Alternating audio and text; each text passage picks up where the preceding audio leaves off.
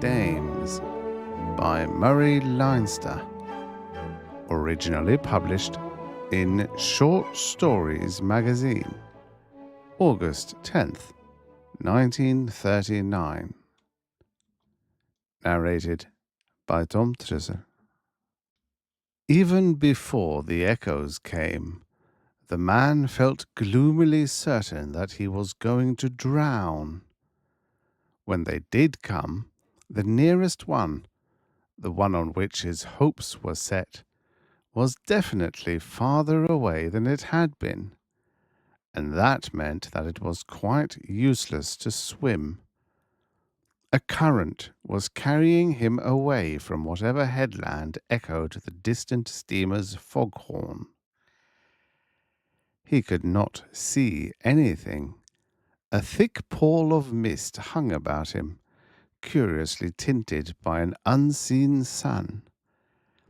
It allowed him to view a circle 20 feet from his eyes in every direction. In that circle there was nothing but oily water, stirring sluggishly in long swells of complicated outline. The distant steamer hooted, and echoes came, and somewhere he heard the staccato beat of a powerboat's motor. Fishermen in the inside passage take no account of fog, but the powerboat was far away, and the nearest echo was still farther this time than before, and the man knew more gloomily still that there was no possible way for him to escape drowning. He turned on his back to float. He had not shed his clothing before, and it was too late to do it now. He had to paddle to keep his head above water. When his strength gave out, and he could not paddle any longer, he would drown. He swore a little, rather resentfully than in desperation, and paddled. Only his face showed drawn and weary. The steamer's foghorn grew more distant and more distant still. The echoes grew fainter. The man who was presently to drown seemed to concentrate all his attention upon the mere feat of staying at the top of the water for as long a time as possible. But he had already been swimming for a very long time. Presently he struggled a little. His face went under. He thrashed, and ripples spread about him. He floated once more. He spat out water weakly and continued to paddle. His eyes were peevish, and once he spoke aloud to the encircling mist. One word, and that with a scornful bitterness. Dames! It was as if he epitomized his own life. His ears were below the surface, so he heard nothing at all. There was little to hear except the single staccato powerboat, but he did not even hear that. He paddled. He went under again. Again he thrashed and floated once more. But he was near the end. Presently his mouth opened convulsively. The motorboat was near, but he was hardly able to hear it. He went under. His arms thrashed feebly. He came up and made choked sounds.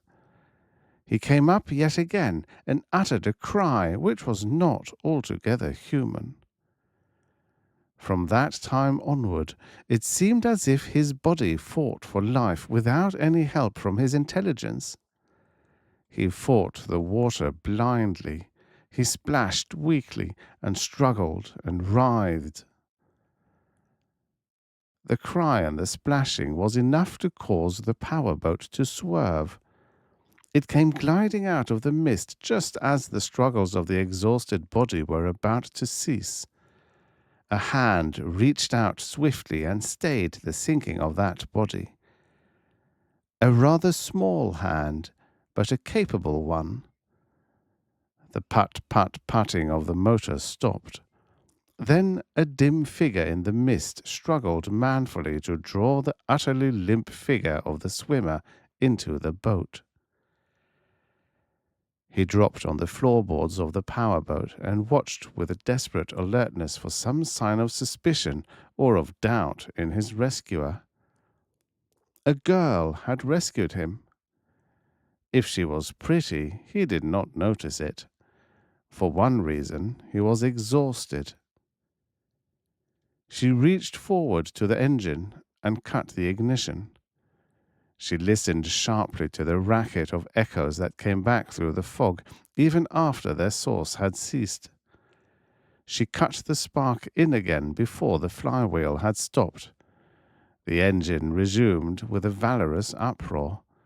She considered, frowning. Then her face cleared.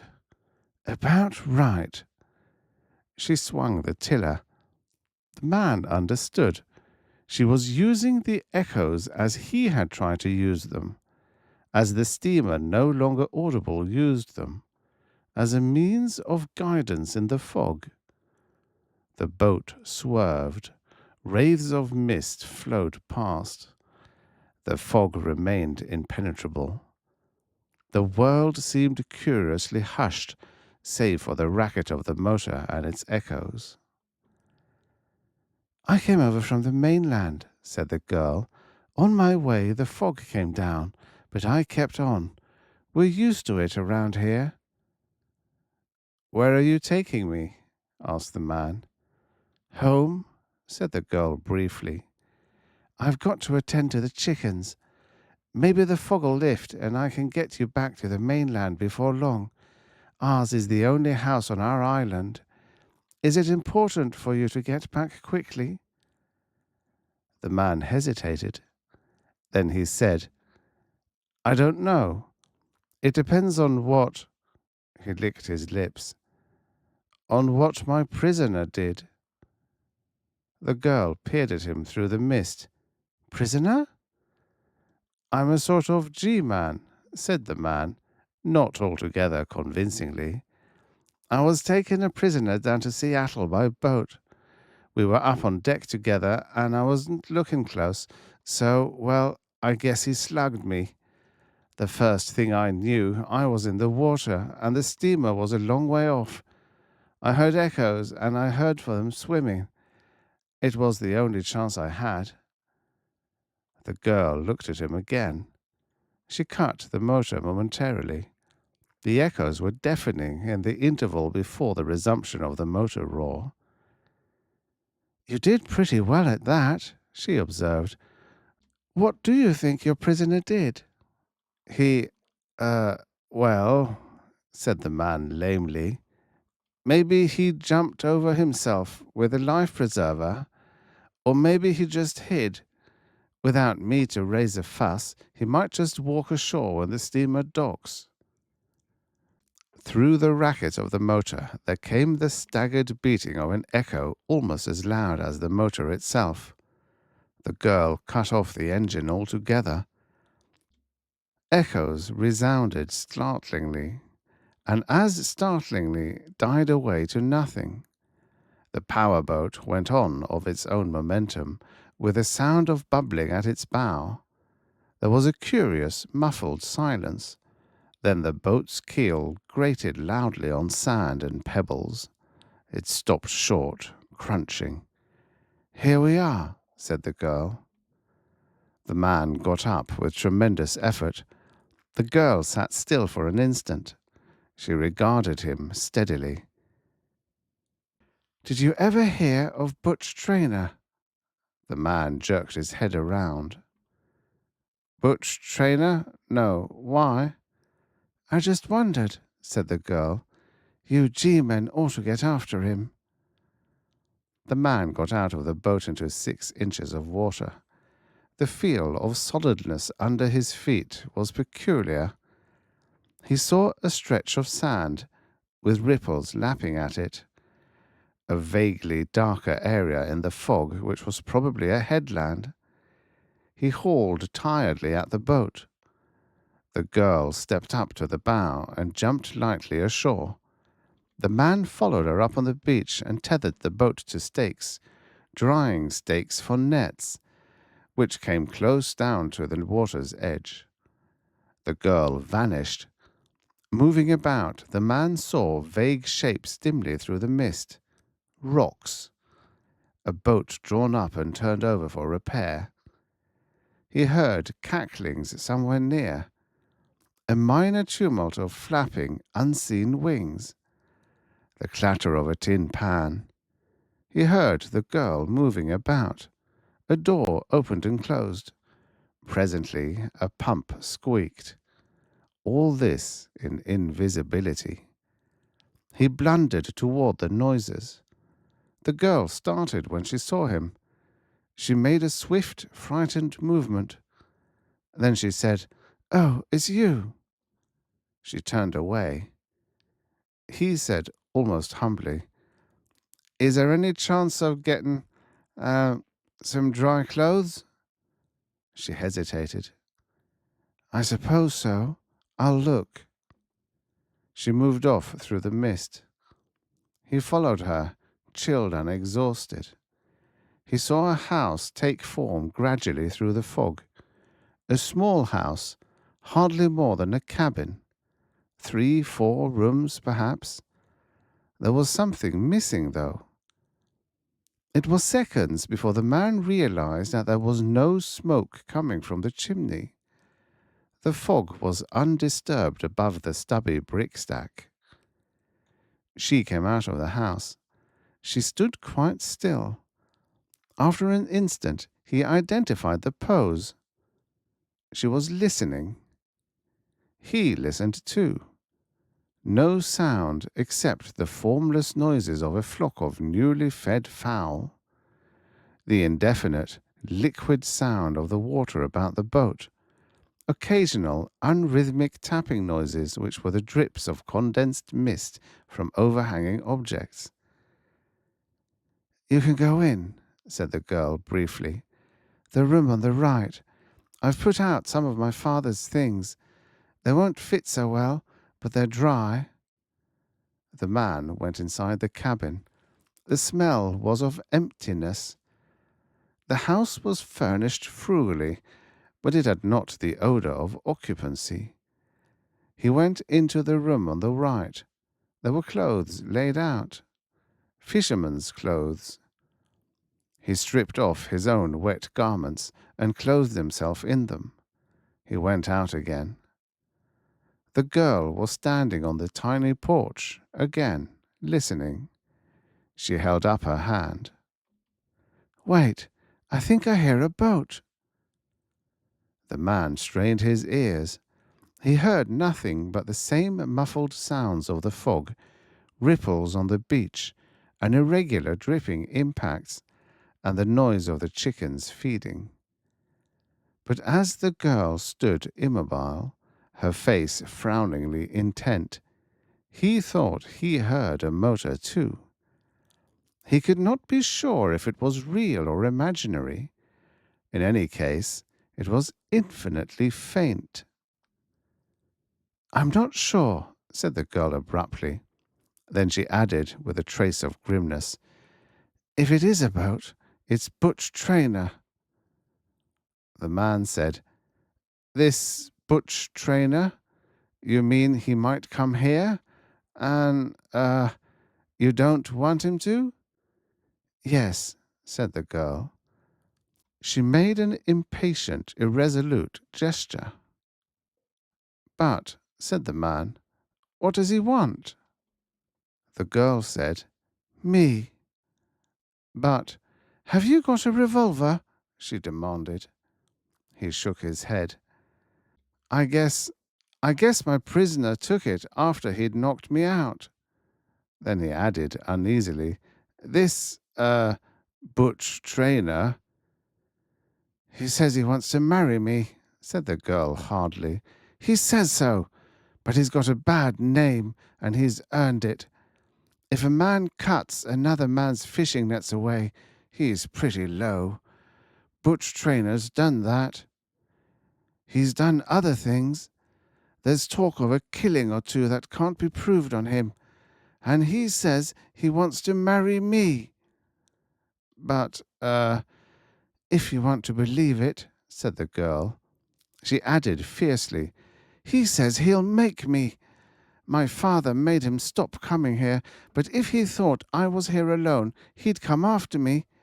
He says he's going to make me marry him. You figure out how.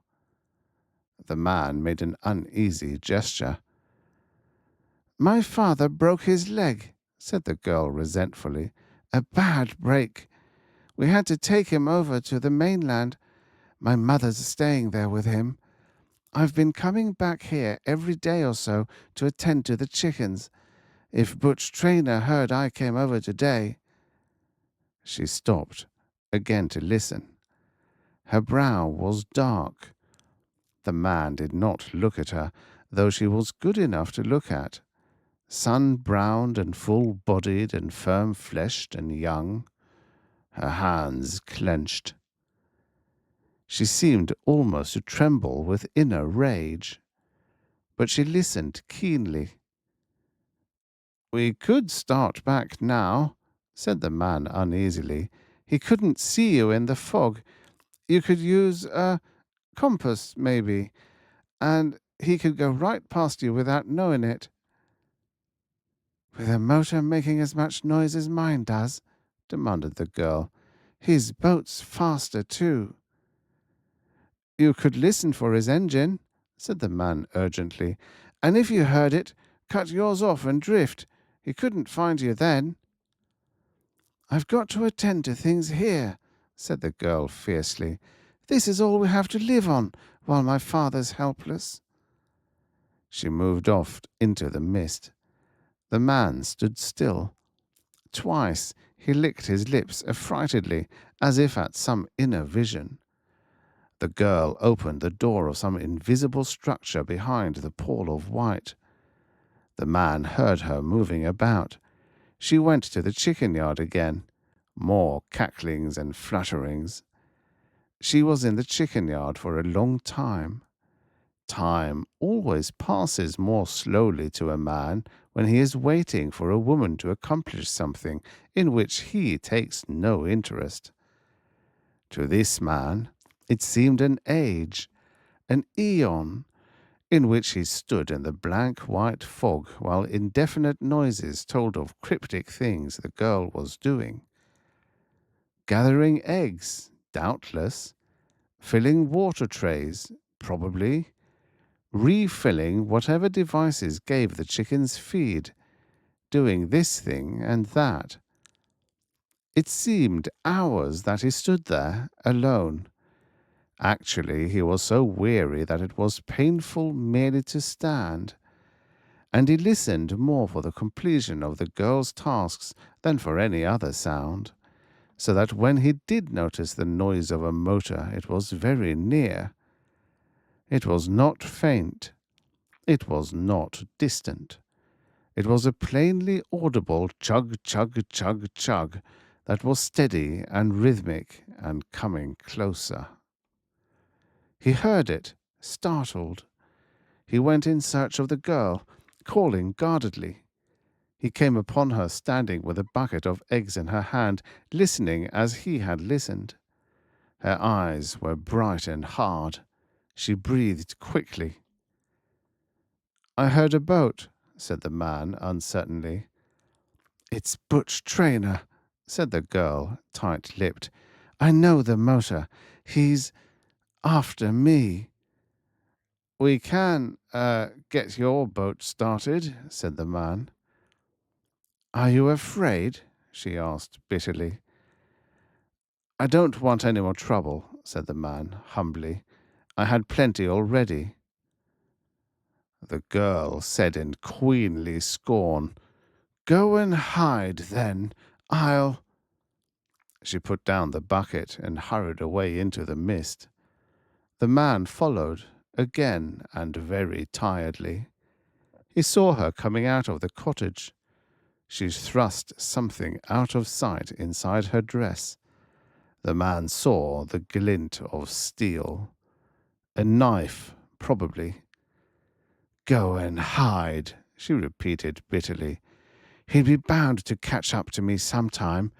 He's been following me around long enough. She hurried away once more, deathly pale, her hands shaking, her eyes like flames. The man went slowly after her. He had been exhausted. He was not much less than exhausted now. The sound of the motor out on the water stopped abruptly. It started again, and stopped, and started, for echoes. Its timbre changed. The boat out there in the white mist had changed its course. Now echoes came from every side through the fog, sharp and ringing repetitions of the motor's sound. And now, too, and very abruptly, the colour of the mist altered. It had been faintly golden from an unseen sun. That golden tint deepened. The man reached the sand and pebbled beach and saw the girl standing in desperate defiance, facing the water. The oily ripples of the little bay were blue now, instead of slaty grey. The motor in the invisible boat cut off. A man moved out there in the fog. There were bubbling sounds of a cutwater parting the surface, a grinding sound, a shadow in the mist. The man moved heavily toward the source of the sound. A figure loomed through the now golden fog, running along the beach. The man looked at a drawn, unshaven face which stared at him unbelievingly. "Who the hell are you?" demanded a taut voice. The man who had so nearly drowned said hungrily, "Listen, they tell me you're in trouble with the law. You bumped off a couple men." "Who the hell are you?" cried Butch Traynor fiercely. "What are you doing here? Where's Ellen? What have you done with her?" Nothing," said the man. He swallowed and went on desperately. "Listen, if you're in trouble with the law—" The girl's voice came, strained and defiant. "You, Butch Traynor, what are you doing on our land? Didn't my father tell you to stay away?" The new man said savagely, "I came here for you, and by God I'm going to take you away with me." "Listen," said the man from the water, desperately. "If you're in trouble with the law, I want to—" Butch Traynor went swiftly to the girl. He seized her two arms in his hands and said hoarsely, "I've argued enough. I can't stand any more. I won't stand any more. Are you coming peaceful, or—" The girl did not shrink. She cried passionately, "If you did carry me off, if I couldn't kill you, I'd kill myself. But you won't. That man there is a detective, a federal man. He's seen enough now." Butch Traynor turned upon the man who had so nearly been drowned. He was a young man, Butch Traynor. His muscles were hard and his jaw was craggy. His clothes were rough and his manner grim. He looked at the man from the water. Then he released the girl and came purposefully toward him. His hands worked. "Listen," said the man from the water humbly. "She's got me wrong. She picked me up from the water just now, drowning. I jumped off the steamer for Seattle. I ain't a G-man. I'm—" Butch Traynor stared at him with little ugly lights in his eyes. The battle light of the male who is brought to desperation by a woman and seeks combat as a necessary, explosive alleviation of his state. He continued to advance. The small waves rippled on the shore. The fog wraiths drifted by, damp and clammy and golden white from the sunlight above. The girl stood still. Butch Traynor was very near, crouched a little. his lips twisted in a silent snarl. "Listen," stammered the man from the water. "I bumped off a guy and beat it. They caught me up in Seward. A bull was bringing me down to Seattle for trial, and I jumped off the ship, trying to make a getaway. I'd rather die drowning than go through with all that. If you got trouble with the law, like she said." Butch Traynor put out his hands and closed them about the other man's throat. The knees of the man from the water buckled under him. "Say, listen," he panted, choking. "Listen." He sagged to the ground as Butch Traynor contemptuously released him. Butch Traynor went back to the girl. "You're a brave defender," he said bitterly. "Won't fight. I'm taking you along. You can walk to the boat if you will. You might want to, but you're going." The man from the water beat on the ground with his fists, raging suddenly. Then he got heavily to his feet. "I'll kill you," cried the girl fiercely, "or else myself. You know I will." "You lie," said Butch Traynor with an elaborate, raging courtesy. "You used to care for me. Then you got some damned idea in your head." "Beast," panted the girl, "take your hands off me." "Then walk to the boat." There was the sound of a scuffle. The man from the water clutched a heavy stone. He made whispering, raging noises to himself. He moved very heavily, exhaustedly, through the mist to the two figures who swayed together. The girl cried out in a voice filled with hate, "I tell you!" The man from the water raised his stone and struck terribly from behind. It should have crushed in Butch Traynor's skull. But an unexpected movement in the struggle with the girl made it partly miss.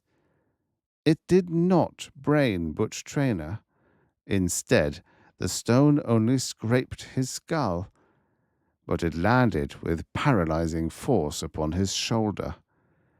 It numbed that whole arm, and the girl, struggling, jerked free her hand. It darted out of sight and back into view again. Steel flashed. It struck. Butch Traynor swore. His right arm had been numbed before the stroke landed. Then the girl gasped. There was a half-second of silence. The man from the water half drew back in panic as Butch Traynor whirled upon him. Desperately he raised the stone again. Then something like a wildcat sprang upon him. It was the girl. She swarmed upon the man with the stone, striking and scratching and crying out incoherently. He gave back dazedly and dropped the stone, and would have run away, but that he tripped and fell sprawling. Butch Traynor pulled her off. There was blood running down his shirt, and at sight of it the girl cried out again and struggled to be free. But her panted rage was directed at the man from the water. "He'd have killed you, Butch," she gasped fiercely. "He tried to brain you from behind. He—" "Yeah," said Butch Traynor savagely, "while you knifed me from the front." The blood on his shirt spread rapidly. The girl went deathly pale. I'll bandage it, Butch. I thought you'd catch my hand. I knew you were strong and quick." Butch Traynor's face was very savagely grim. "Go get the bandage," he ordered curtly. "No need to bleeding, and no need of your lying either. Go on." She turned. She ran. She came back with white cloth she was tearing into strips as she ran. The man on the ground watched dumbly. Then a look of cunning expectation came on his face. It oddly matched the granite-like expression on the face of Butch Traynor. The girl was panting, half sobbing. "I hurried, Butch," she said desperately. "Is it still bleeding?" Butch Trainor's jaws clamped tightly. "Maybe," he said deliberately, "maybe I'd better do the bandaging myself. You might have some kind of trick in mind. You used to care some about me, but now—" "I do," panted the girl, more desperately still. Her fingers trembled as she tore at his ripped shirt to bare the wound she herself had made. I do. Listen, Butch. Granny Holmes told you I was coming over here today. She told you I'd be by myself. Didn't she?" He watched her grimly while she swiftly made a compress and put it in place with shaking hands. "I told her to do it," she panted. "We'd quarreled, and I wouldn't give in. But I wanted you to make me give in. Don't you see? If you loved me enough, you wouldn't let me lose you. You'd make me marry you." Butch Traynor regarded her as grimly as before. He was young, and his face was drawn. He looked at her with no softening of his expression. "Listen, Butch," she cried. "There's that man there. I picked him up swimming. He told me he was a G-man, but he told you he's an escaped prisoner. There'll be a reward for him. You can get money for taking him in. I'll tie him up for you. I'll run the boat. I'll do anything." "How about marrying me?" asked Butch Traynor grimly. She clung to him, pressing close, and she sobbed. "Oh, Butch, yes, please, please." The fog was thinner. Instead of a horizon of 20 feet, with all beyond it emptiness, now one could see almost 40 feet with clarity and distinguish vague shapes at 60. The golden tint was more pronounced. The waves were still oily, and the small, uncertain swells were still mere undersurface surgings of the water. Now and again, irregular lanes of clear vision opened in the mist. Sometimes one might see, momentarily, for as much as 100 yards. The shore, though, remained quite unseen until the powerboat was almost upon it. Then Butch Traynor cut the ignition. The two boats, the rearmost one towed, went on with diminishing speed until the prow of the first touched land. "You get out here," said Butch Traynor grimly. "I don't know anything about you, and I don't want to know, but I'm not having my wife in court telling how she picked you up swimming. Get out." The man from the water got up shakily. But he stopped to say in the last flicker of hope, "Listen, she said you were in trouble with the law, and if you are, why—" "Hell," said Butch Traynor, "you can't believe a crazy woman. She was crazy. Crazy mad. With me. That's all."